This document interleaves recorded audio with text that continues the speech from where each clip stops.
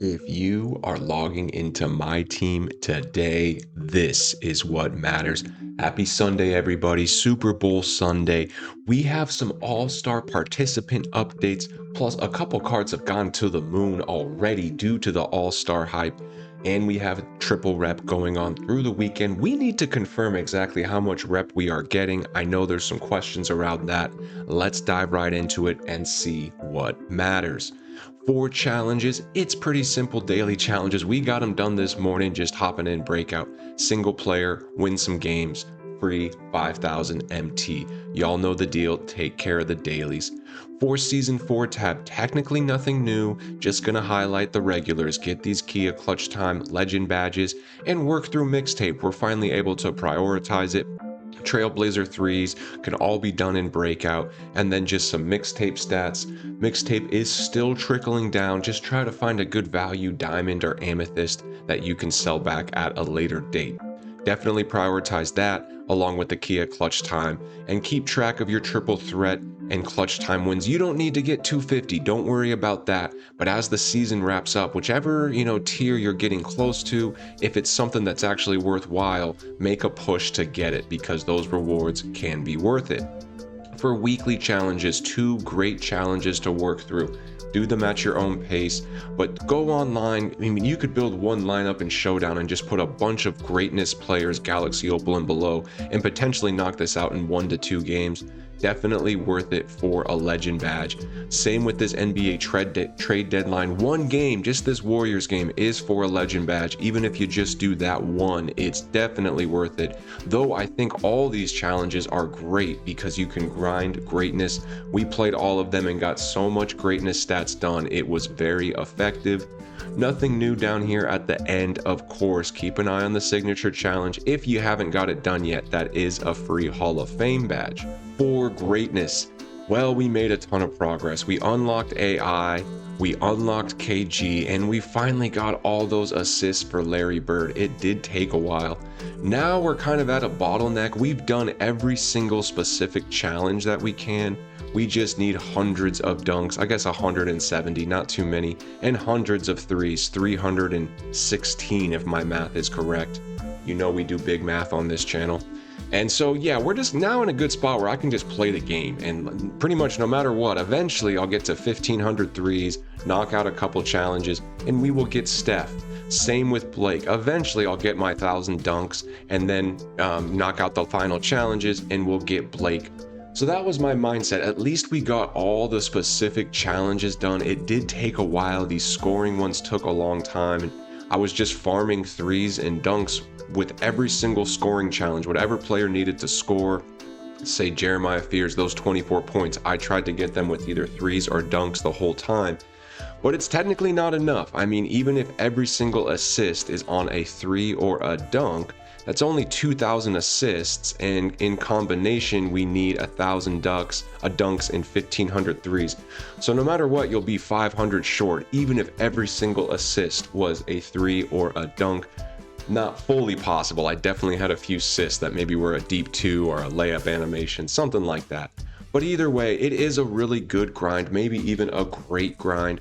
But I will say, just a word of caution, like, don't burn yourself out on this. Yes, these cards are good and are going to make any lineup better, but we have a huge festival coming with All-Star. They're going to drop another big grind really soon.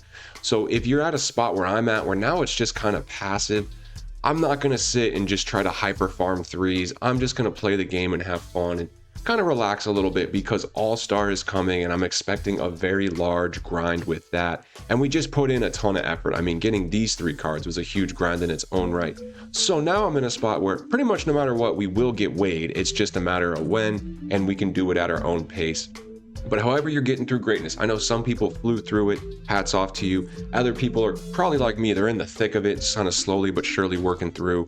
And then some people might be putting a pause on it. And if that's you, that's okay too. I mean, they're good cards, but there's going to be a ton of really good cards coming out here soon. In summary, it is a great day to grind. We will double check. It says 3 times rep. Here's a clip. Here's 3 games I played in Breakout and the amount of rep I got with them. To me, it seems more than usual. Usually with breakout, it's going like 0.1 percentage. I'm a diamond, or what am I? I'm amethyst 5 rep. So just putting it up there for reference. Let me know what you guys think down below. We had a comment yesterday saying, I don't think it's tracking 3 times. In my opinion, it seems more than usual, but I usually don't track it when it's just normal. So maybe we'll compare the clips that I just showed on Monday when it's back to normal rep and see if it really was 3 times. But either way, keep grinding. Try to get one of those tradable players in your lineup. Hopefully it's boosted rep. I'm assuming it's boosted rep, but I understand, if some people really are on that rep grind and have probably been monitoring exactly how much rep they get from each game. And I know there's been comments saying, I don't think it's quite triple rep. So I'm curious down below what you guys have experienced. It looks like more rep to me, but who knows? I'm not a rep expert by any means. For the play tab, nothing really, major for Sunday. We know we got the 3 times rep going. Of course, there's the greatness grind, and a lot of us are probably still working through some of these challenges. So really, again, it's dealer's choice. There is no special park win streak this Sunday. They really do leave those specifically for the festivals. As we see, Big D Guru, this is my Silky D player build here. I think it's time we update the jacket because, it's kind of a winter jacket. We're still in February. Sooner than later, we might have a little outfit makeover for this guy. I digress. For today, if you did get 5, it's just for 5,000 MT. I think that's pretty standard. But one thing I will highlight is your total wins. I know a lot of us do play park, just like maybe Showdown's your grind. See which amount is worth it. Like I've got 110 wins. I think it's worth to get 125, just a few extra wins for a 10k MT. So I'll probably prioritize that through the end of the season. 150, maybe I'm not chasing. I'm not too worried about that pink diamond, but who knows? It just depends how much I play. And maybe I get 65 done. That would be a bit elevated pace from what I've been doing. 200 seems like a far reach, but a legend badge is great. But I highlight this just to hit home how great some of these legend badge reward challenges we've had. You have to get 200 park wins to get 1 legend badge. Absolutely insane. Do they give us one earlier along the way? They don't. They give us a couple Hall of Fame. So to get up to a legend badge, it is 200 wins, which is a lot of wins. I've been, consistently grinding park all season and I have 110. I don't grind it every day, all day by any means. Obviously, I'm playing a lot of other modes, but I do play park and have a pretty good win percentage, and I'm only at 110 wins. And conversely, we have multiple challenges here that are 5 to 10 minutes, giving us multiple legend badges. So again, it's just interesting where sometimes if it's where it's so important to grind smart in this game, because you could burn yourself out going 200 wins in park trying to get a legend badge, or just hop in and be like, wait, there's one game I can play and get a free legend badge. So that's, this whole channel is all about effective grinding. I'm not saying don't play park. I'm just simply pointing out there's some really effective challenges to take care of right now. And as far as some other play modes, keep working through whatever you need to. We did play Showdown yesterday. Kings Episode 2 drops tonight. Guys, it was crazy. That's all I'll say. It was crazy. We may be playing more Showdown. I'm definitely getting the bug, and I think, we'll see, but I think Season 5, my grind will be Showdown, and we're going to put some of that MT to use. We are sitting on 6 million MT. Let's build out a really strong squad and play some Showdown. That's what's in the back of my mind. Drop down below if y'all would like to see that. We would still do daily challenges and all the same content, but instead of me grinding park a bit more or grinding through breakout for exchange pieces, might really focus on Showdown, getting these weekly rewards, getting to a higher tier, and grinding total wins, maybe even getting my exchange piece from 75 wins. It's a big grind. I don't always like to do it, but I think for at least one season, it would be really fun. And Season 5 is a great season to do it because it's in that heart of the cycle. I've always said 3, 4, 5, 6, even 7. Those are really the great seasons in my team. So that's an idea I have. But whatever mode you're playing, it is a great weekend. Hopefully we're getting extra rep, but either way, hop in Showdown, finish out some of those challenges or play them in breakout and keep your greatness stats going. For King of the Court, again, we did not partake. The rewards just weren't quite there. I mean, I'm chasing Larry Birds and Steph Curry's. I'm not too worried about a 95 plus pack right now. But as a fan, looking at the stats, Ty is up there again. He jumped out to an early lead and he only increased it up over 14,000 points, where we usually see the winning score. I mean, it's usually 14,100 to 14,500-ish. We will see. There's 14 hours left. I'm sure Ty is only just playing more, trying to either eliminate some of those people chasing him or increase his score somehow. So something to monitor. If Ty wins again, would it be 6 in a row? Oh my gosh, that is quite intense. So we're not playing this weekend. The rewards are not quite there. I know that's a sentiment shared with some other people for sure. And it's just one of those things. I think 2K is still fluid in some of their weekend league and tournaments. Hopefully we do see some adjustments. I don't think they're just going to keep King of the Court the exact same next year. I would be surprised if they switch it up mid-game, like in this year in 2K26. They probably just keep going with King of the Court. They may even have some sponsorships with AT&T where they have to run it all year like this. But potentially next year there could be some change. Who knows? Way above my, not even pay grade because, but way above my grade. Let's just put it that way. But it's still something fun to monitor. All-star team up, it's always good. We haven't played much this season at all, but I know a lot of people, this is their consistent grind, and still it's worth it. I mean, if you are grinding it consistently, one, you get some nice win streaks like today. If you got a win streak, you get a 92 plus. That's not bad. But the total wins, you can absolutely, oh, sorry, that's not for the win streak. That was for total wins.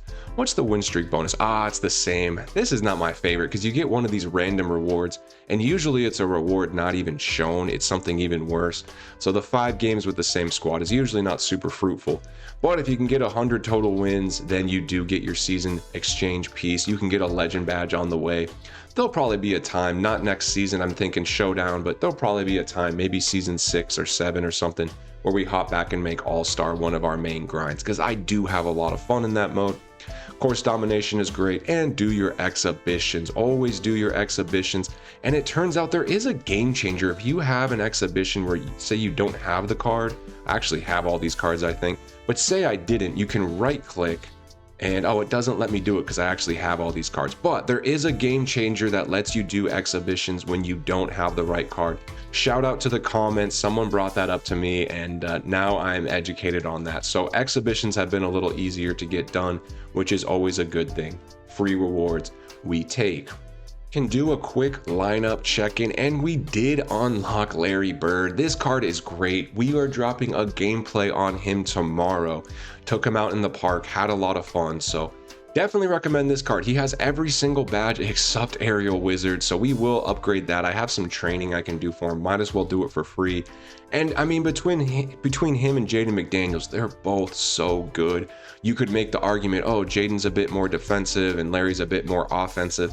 It's not really the case, because yes, Jaden McDaniels is kind of known as a defensive specialist, but this card is really good on offense. There's no question. And then Larry Bird, yes, he's known as kind of an offensive specialist, but this card's really good on defense. So if you got both, just enjoy.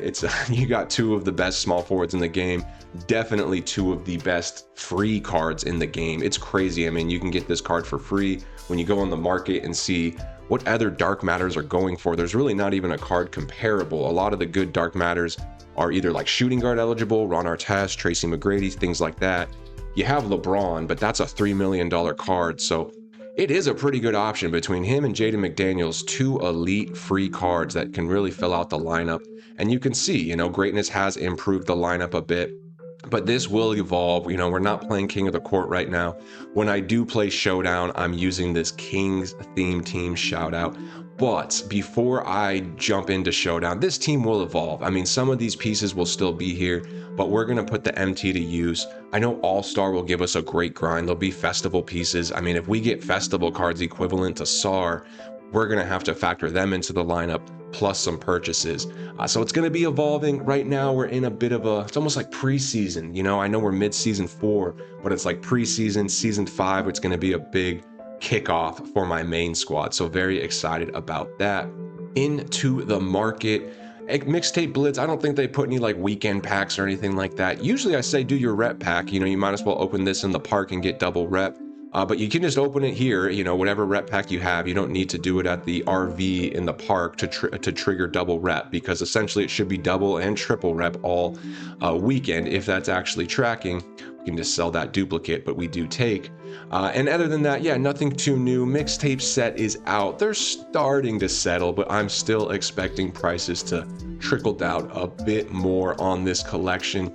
And I'm sticking with what we kind of talked about yesterday, which is not going to be too heavily invested in this set, just with the uncertainty of All-Star. And a lot of these cards, they're not too popular because not a ton of packs are being ripped.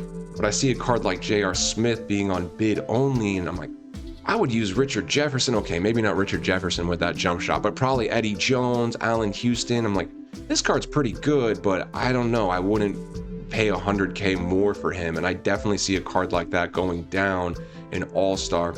So we may not see that typical out-of-pack bump from this set, but it's something to monitor. This JT Thor, a lot of these amethysts are kind of still very expensive. This JT Thor has hit a soft spot in the community and gotten very expensive. I'm sure he's really good. The stats don't jump off at me by any means. 6'9" at the small forward, nice. Driving dunk 85, that's good. That is kind of that barometer we like, but I mean, not elite, I guess he just kind of does a little bit of everything well, and then probably has very good animations. So people like this card, but still, it's too expensive. Like, I'm not spending 35, 40K on an Amethyst JT Thor. I'm just simply not doing it, and I don't think those prices will sustain themselves. So if you do need to grab one just for challenges, just keep an eye on some of these Amethysts. Not all of them are expensive, and really most of them should get down to that 4 to 5K range. Already seeing that with Terrence Shannon Jr. But some of them are a bit rare and kind of holding a little higher price, but for the most part, these shouldn't. Always curious about the WNBA card. They just seem to be a little extra rare and hold their price a little bit extra. But for this set, we're kind of pausing. Still working a lot of day flips. We can go into my auction house and see. One, I am bidding a bit today. I wanted to, stay active, not quite as much as I usually do. Already got outbid on a few things, but I am bidding. I'm still, adding to my inventory that I'm looking to sell. And we sold a ton of cards yesterday, so we can do the usual, just seeing what I'm selling. Jerry Sloan's winning on bid. We're day flipping Jerry Sloan already. We will talk about All-Star because they made updates on dunk contest participants.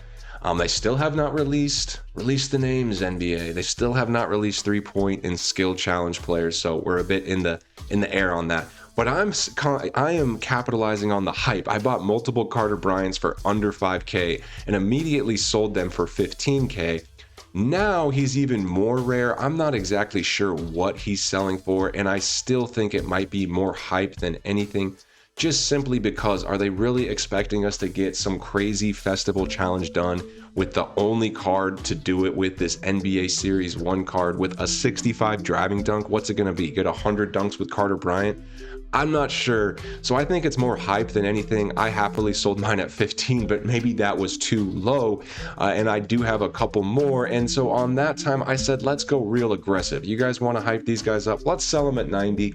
Doubt they will sell, but I got a couple in the bank here. Staying flexible. I invested low. If this is the only way to get those challenges done, at least we'll be prepared. But besides those two cards, there's hype around other people. Jalen Duren is out of the dunk contest. It is official. He is out of the dunk contest, and he has been replaced. And let me tell you exactly by who. So Jalen Duren is out, and he is being replaced by, I think it's Jace Richardson, and then they added Kashad Johnson from the Miami Heat. So it's these 4 players, and all 4 are very rare on the market. You can search any one of those names.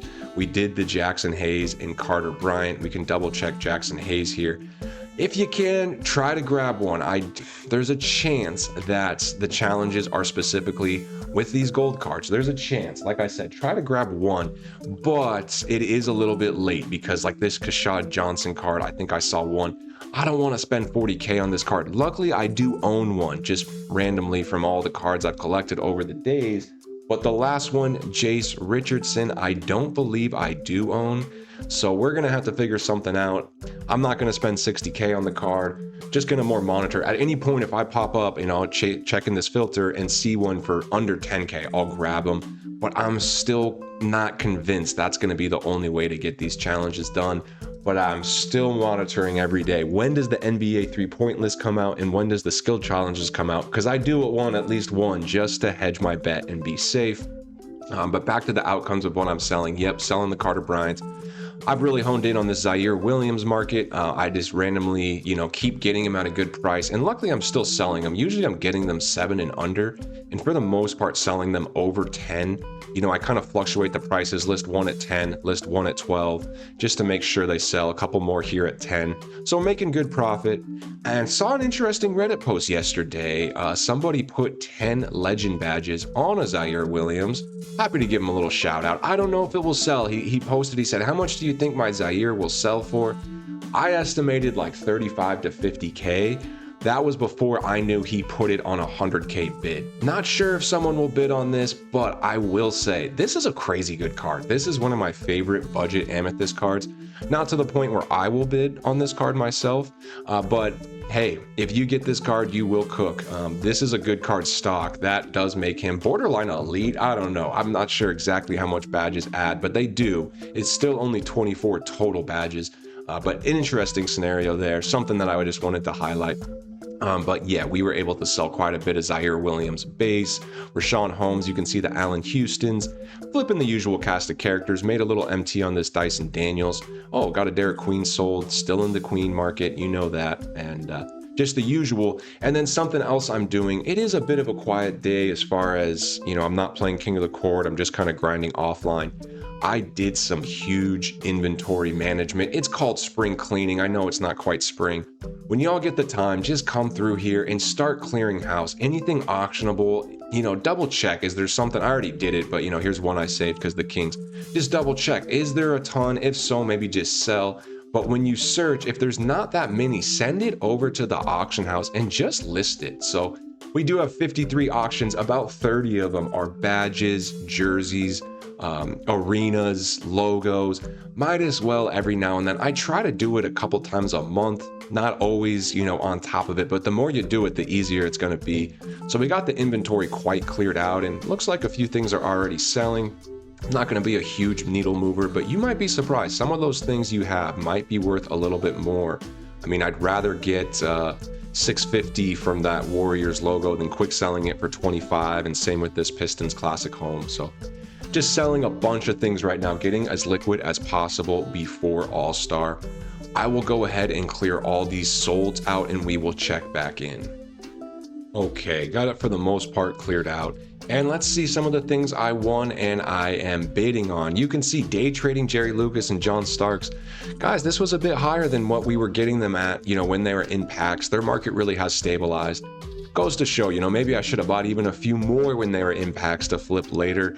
Of course, there's always a little uncertainty, so I'm happy to just stockpile a certain amount when I do think that investment is good for when they're still in packs, and then just day flip them on the regular once their price stabilized. So a couple of good prices. Both these guys usually sell high 30s, low 40s, not crazy profit, but profit nonetheless. And then the usual cast of characters. We got Okongwu, Anthony Black, Goran Dragic, just those mid-tier meta cards of prices I'm familiar with, and a card or a Jackson Hayes card. Maybe I can snag that Jackson Hayes card. So a little less active than usual on the day trade. I mean, you saw I did sell a ton of cards yesterday, and I'll keep bidding, but my goal is to get pretty liquid for All-Star, just in case. I don't think it's going to be... Actually, I don't know. Sometimes the hype is more than the actual impact, but I will say the market seems a bit inflated. I mean, there's just not many dark matters up, and every single dark matter is just so far over 1 million for the most part. I do think we need the market to come down a little bit.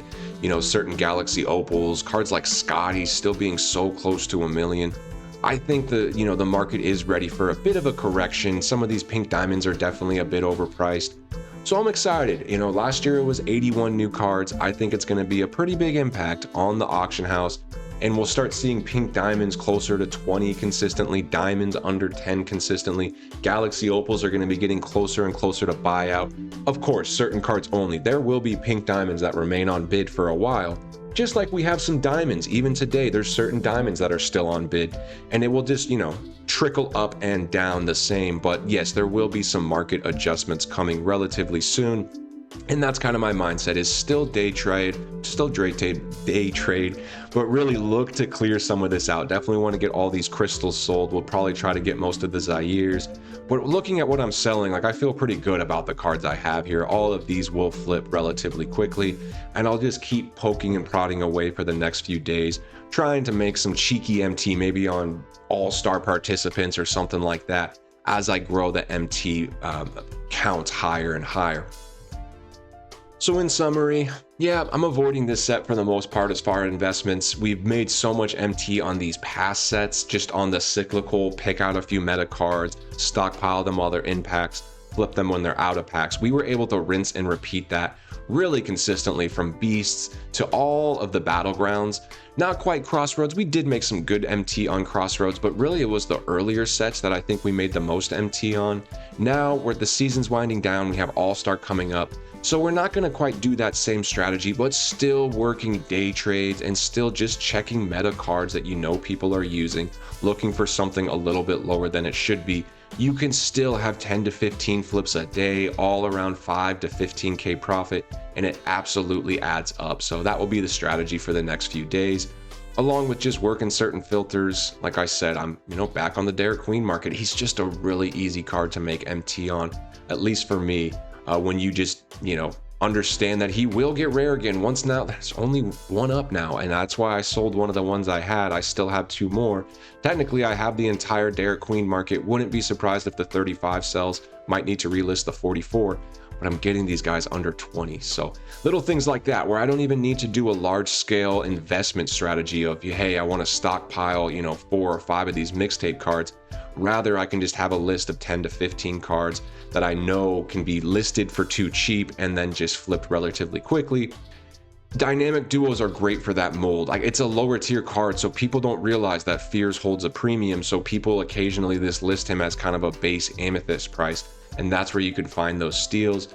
Like when this card's ending on the bids, it's not going to raise a bunch of concern like, oh, here's an Amethyst at 10K. No one's going to really bat an eye at that. It's even a little bit high for an Amethyst, but they don't know that this Amethyst carries a 25 to 30K premium. And that's what's so cool about some of the dynamic duos. A little harder to sneak by a Buzelas or, Ace Bailey for 20, 25K. People understand, hey, this is kind of an on-demand card. So if someone sees this bid trickling down too low, he's more likely to get a bid on him than an Amethyst Jeremiah Fears or Derek Queen or something like that. Either way though, great day to work in the auction house. Every day really is when you hone in on some trends. So my strategy for the day is going to be have fun, make up threes and dunks just for my greatness challenge, get my dailies done, which we did. I would definitely catch up on the weeklies if you haven't yet. So for me, because I'm a bit ahead, it will be a bit of a chill day. I'll probably just grind some breakout, hop in Triple Threat Park if I get a little antsy, and then just move and groove in the auction house and start thinking of fun ways to work my lineup. Keep an eye out for episode 2 of King's Showdown tonight. It will drop right around Super Bowl time. Like I said, we're going toe-to-toe with the Super Bowl for ratings, maybe around halftime. I want to give you guys some good entertainment for once the Super Bowl's over. You can pull up the Big D Guru Showdown matchup. But appreciate it, guys. Please do tap in, like, subscribe. It means a lot for the channel. Have a great Sunday. Much love and peace.